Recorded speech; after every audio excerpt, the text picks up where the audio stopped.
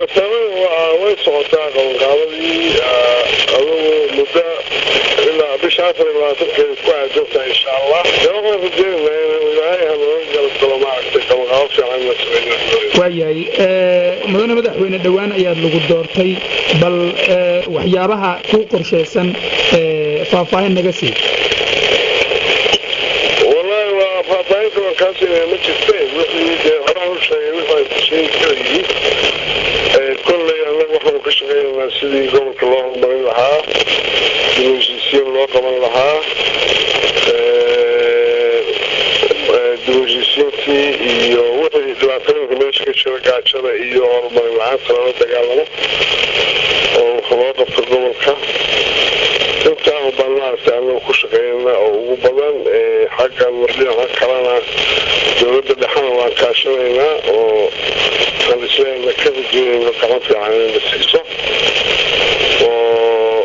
وعن هذا من أول الشقينه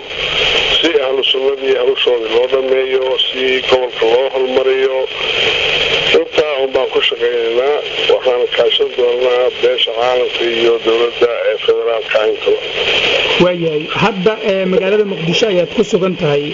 kulamo ayaad la qaadanaysaa madaxda dawladda horeyna waad ula qaadatay bal hadda xagee wax idin marayaan dhanka kulamada madaxda dawladda waa fiicnaa wax dhibaato ma jiraan wax badan baan isku afgaranay in meeshii dhulka laga soo qaado oo la kiciyo gobolkii oo laga shaqaysiiyo intaas baa muhiima oo ugu muhiimsan dhinacayga dhibaatooyinka burcadameeda iyo dibusisiinta gaalkacyo iyo aad loogu dadaalo dadka abaaraysan oo dhibaatada ku dhacdayna maaragtay wax loo qabto intaa oo weeyaan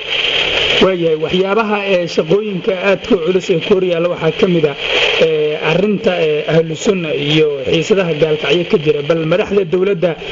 arrimahaas maxay kaaga balan qaadeen haddii aad ka wada hadasheen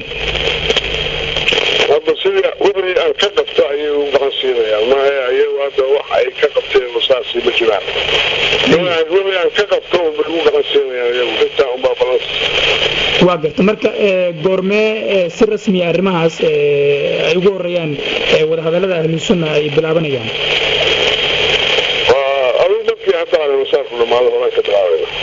وقلت حفلة على مسارك مركا قرمي دعيسها أيضا جافر إلهاتك إن شاء الله ويا مركا وقدم بين باقة وقوة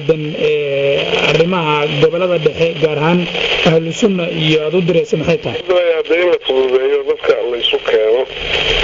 الله يسكاشو وكعناها الله يسقبصوا خلاف كل جوجيو دقال الجوجيو